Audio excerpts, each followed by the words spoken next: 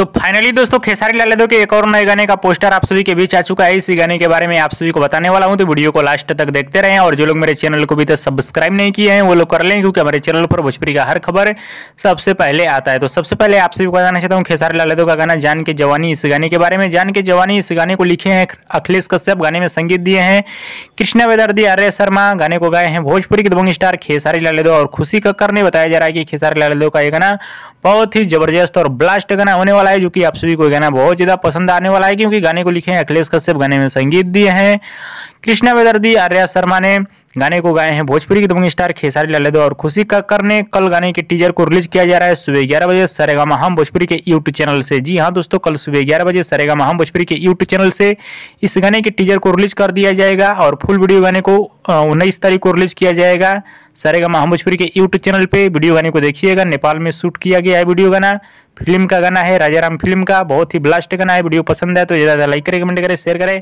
Subscribe करें। धन्यवाद।